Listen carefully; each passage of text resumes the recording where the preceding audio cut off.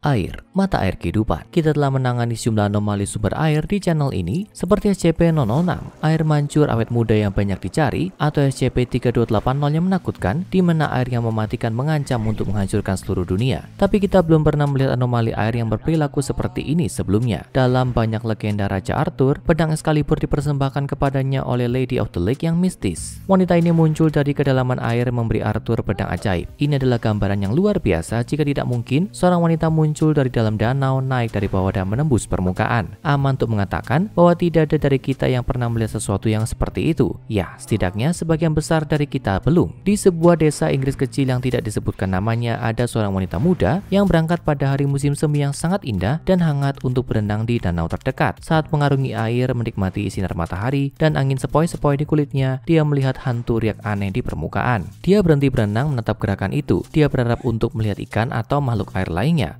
Sebaliknya, air itu sendiri mulai naik, berkumpul dan membentuk bentuk di depan matanya. Itu tidak mungkin, namun inilah yang terjadi. Dia mencupi dirinya sendiri dan menemukan bahwa dia benar-benar terjaga saat air berubah menjadi bentuk wanita manusia. Itu berbalik untuk menatapnya, matanya berkilauan menemukan bibirnya dan bibir cair yang membentuk senyum yang hangat dan mengundang. Meskipun makhluk ini mengejutkan untuk dilihat, itu jelas berarti dia tidak membahayakan. Itu mengangkat lengan tembus pandang dan memberinya lambaian kecil seolah-olah menyambutnya ke rumahnya. Wanita muda itu mendekati Lady of the Lake ini, mengulurkan tangannya sendiri dari daging dan tulang untuk menyentuh makhluk yang mustahil ini. Tepat ketika ujung jarinya mencapai jari wanita air itu sendiri, sosok itu menghilang kembali ke dalam danau dengan percikan. Wanita muda itu berlari kembali ke rumah, memberitahu siapapun yang mau mendengarkan tentang hal luar biasa yang telah dilihatnya hari itu. Tentu saja tidak ada yang percaya padanya. Itu sampai kabar tentang penampakannya mencapai satu-satunya orang yang mungkin menganggap serius klaimnya, organisasi SCP. Mereka mengirim operasi ke danau di mana mereka berhasil menangkap entitas berubah bentuk yang tinggal di sana. SCP-054 juga dikenal sebagai nimfa air, adalah makhluk yang seluruhnya terdiri dari air dengan volume rata-rata 90 liter. Ketika keluar dari badan air, makhluk itu cenderung mengadopsi penampilan seorang wanita humanoid meskipun dia mampu mengambil berbagai bentuk lain, termasuk humanoid lain, hewan, dan berbagai benda mati. Entitas itu juga mampu melepaskan bentuknya dan secara efektif menghilang ke dalam air. Untuk menghindari menyusut atau mungkin menghilang seluruhnya dari penguapan, SCP-054 diperlukan untuk kembali ke air yang lebih besar. Studi sampel yang diambil dari tubuh entitas atau versi tubuhnya mengungkapkan bahwa itu terdiri dari air biasa. Tidak ada alasan yang jelas untuk kemampuannya untuk bergerak dan tidak ada anomali termal, elektromagnetik, biologis, atau supernatural yang terdeteksi. Tim peneliti tidak dapat menentukan apa yang mungkin membuat air ini hidup dan bernyawa dan sifat dari sifat-sifatnya yang tidak biasa tidak pasti hingga hari ini. Ketika SCP-054 pertama kali dibawa ke dalam penahanan di lokasi 08, itu menunjukkan perilaku yang sangat menyenangkan dan aneh, sering berjalan di luar air dan bergiliran meniru bentuk berbagai staf dan ilmuwan yang berbicara dengannya. Namun sikapnya mulai bergeser ke arah kecurigaan dan agresi, menyusul serangkaian eksperimen dan insiden yang melibatkan staf peneliti. Eksperimen pertama yang dilakukan pada SCP-054 berusaha untuk menentukan apa yang akan terjadi jika entitas tersebut ditolak aksesnya ke air tawar manapun. Air dikeringkan dari air mancur yang menahannya hanya menyisakan cukup air untuk membentuk bentuk humanoid, tapi tidak ada air tambahan di baskom untuk mengimbangi efek penguapan dari waktu ke waktu. SCP-054 menjadi tampak frustasi karena airnya dikeluarkan dari tempatnya. Selama beberapa hari berikutnya, itu dengan antusias menyambut siapapun yang memasuki fasilitas penahanannya, mencoba menggunakan hubungan dan rasa keakraban untuk meyakinkan orang tersebut agar menyediakan lebih banyak air. Setelah menyadari bahwa pendekatan ini tidak berdampak pada jumlah air di mata airnya, itu menjadi jauh dan bahkan dingin bagi siapa saja yang mencoba berbicara dengannya. 054 hanya menjadi ramah lagi setelah air di area mancurnya dikembalikan ke tingkat pra-eksperimen. Selanjutnya, tim peneliti memilih untuk menguji reaksi SCP-054 terhadap suhu ekstrim, terutama dinginnya ekstrim. Suhu fasilitas penahanan diturunkan secara perlahan sampai ruangan turun di bawah titik beku air. Saat suhu turun, 054 menjadi lamban dan kelelahan. Itu kehilangan kemampuannya untuk berpindah antar bentuk, tetap terkunci dalam bentuk wanita humanoid yang disukainya.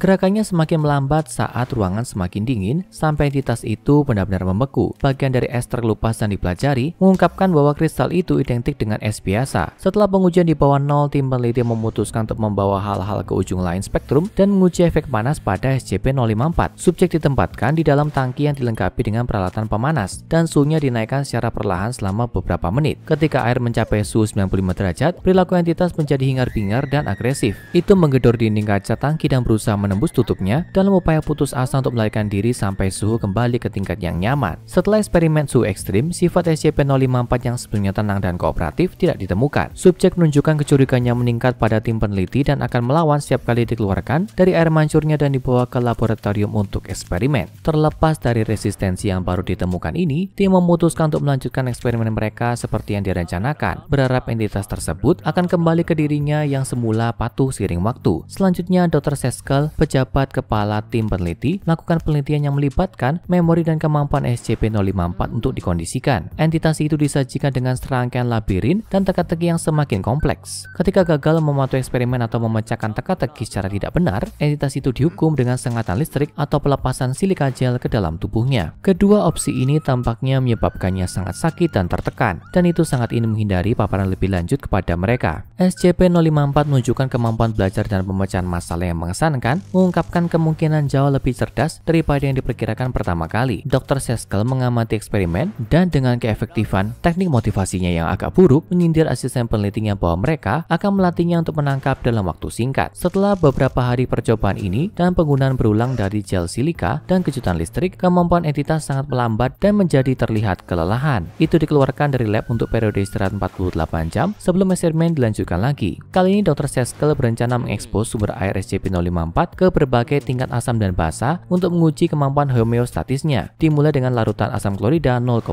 m. Sebelum melakukan percobaan, Dr. Seskel mencatat, "Saya tidak tahu apa yang akan terjadi, tapi jika benda ini menggabungkan mekanisme homeostatis seperti yang saya duga, maka kita seharusnya mendapatkan beberapa wawasan tentang bagaimana itu mempertahankan bentuknya." Dia juga mencatat bahwa perilaku SCP-054 menjadi semakin tidak menentu tapi membuat keputusan untuk melanjutkan eksperimen seperti yang direncanakan. SCP-054 menunjukkan keengganan yang sekarang sudah biasa ketika dikeluarkan dari ruang penahanannya dan dibawa ke lab. Itu meronta-ronta di air mancur, memerciki peneliti dengan air dan mundur dari mereka saat mereka mendekat. Terlepas dari usahanya bagaimanapun itu dikeluarkan dari air mancurnya dan ditempatkan di tangki percobaan. Larutan asam klorida kemudian diteteskan ke dalam tangki dan kemudian semuanya kacau. Begitu asam menyentuh permukaan airnya, SCP-054 menjadi sangat tertekan. Itu terbentuk menjadi bentuk wajah manusia, mata lebar, mulut terbuka, dalam jeritan kemarahan dan rasa sakit. Air bergejolak begitu agresif sehingga tutup tangki terguncang lepas, memungkinkannya keluar dari batas penahanannya. Air itu membentuk dua tangan besar yang menyembur keluar dari tangki dan meraih dua peneliti terdekat, menarik mereka ke dalam air dan memaparkan kulit mereka pada asam yang sekarang ada di sana. Saat orang-orang itu bergegas untuk menarik diri mereka kembali keluar dari tangki dan rekan-rekan mereka sibuk membantu mereka, SCP-054 mengambil bentuk humanoid yang biasa dan berlari ke pintu. Kemudian jatuh ke genangan air, menyelinap di bawah celah di bagian bawah pintu dan berjalan menyusuri lorong. Itu ditangkap kira-kira 10 menit setelah melarikan diri oleh tim penjaga yang membekukannya menggunakan tabung nitrogen cair dan kemudian membawa tubuh esnya kembali ke fasilitas penahanan. Kedua peneliti yang telah ditarik ke dalam tangki mengalami luka bakar kimia di kulit mereka serta tekanan mental yang signifikan. Mereka diberi perhatian medis segera dan diberi cuti, dan semua eksperimen pada SCP-054 ditangguhkan hingga pemberitahuan lebih lanjut. Atas rekomendasi Dr. Seskel, tingkat objek 054 diubah menjadi Euclid. SCP-054 saat ini berada di ruang isolasi kedap air, dilengkapi dengan peralatan pengontrol suhu. Air mancur yang indah dan dirancang dengan rumit telah ditempatkan di tengah ruang penahanan, diisi dengan mata air segar untuk mengakomodasi kebutuhan lingkungan entitas. Semua pekerja pemeliharaan yang ditugaskan di area tersebut harus mengenakan pakaian NBC saat berada di dalam dan harus menghabiskan 10 menit terisolasi di ruang pengering setelah keluar sebelum mereka diizinkan kembali ke fasilitas lainnya. Jika 054 meloloskan diri, area tersebut harus dievakuasi dan ruang penahanan akan diisi dengan nitrogen cair yang membakukan airnya yang padat. Karena entitas sangat sensitif terhadap kondisi air yang menampungnya, kadar kimia dan volume air di air mancur harus dipantau secara teratur dan dijaga pada tingkat optimal untuk kesehatan SCP-054. Selama penahanannya, setelah insiden seputar eksperimen penggabungan asam atau basa, 054 telah mengembangkan ketidakpercayaan pada pria karena para peneliti yang menangani eksperimen itu terutama adalah pria. Untuk mencegah insiden di masa depan dan menjaga SCP-054 tetap tenang, tidak ada staf laki-laki yang ditugaskan ke tim yang memantau unit penahanannya. Karena 5 tahun telah berlalu sejak insiden terakhir yang melibatkan SCP-054, tingkat objeknya telah diubah dari Euclid menjadi aman atas rekomendasi peneliti utama yang ditugaskan untuk kasusnya. Tentu saja, kehati-hatian tetap harus dilakukan saat berinteraksi dengan entitas. Bagaimanapun ini adalah organisasi SCP dan hanya karena air dalam jumlah sedang baik untukmu, tidak berarti kamu tidak bisa tenggelam. Eksperimen pada SCP-054 telah dilanjutkan, meskipun kali ini batasannya dihormati dan diberikan waktu yang cukup untuk beristirahat dan memulihkan diri di antara eksperimen. Semua penggunaan hukuman untuk memotivasi entitas telah ditangguhkan karena telah menunjukkan dirinya lebih dari bersedia untuk bekerja sama jika diperlakukan dengan hormat. Seperti kita semua itu merespon kebaikan jauh lebih baik daripada ketakutan dan intimidasi. Itu tidak hanya pada berpenampilan sembilan orang itu memiliki pikiran, perasaan, dan dorongan untuk membela diri ketika terancam. Jadi pikirkan dua kali. Lain kali kamu menemukan dirimu berenang di air yang random, kamu harus memperhatikan apa yang mungkin hidup di sana. Bukan hanya ikan, ganggang, dan serangga air kecil, tapi juga makhluk tak kasat mata, cerdas, mustahil yang mungkin berenang di sana bersamamu, atau bahkan membentuk air itu sendiri. Sekarang tonton SCP-173 Patung dan SCP-682 Reptil yang Sulit Dibunuh untuk entitas organisasi SCP yang lebih misterius.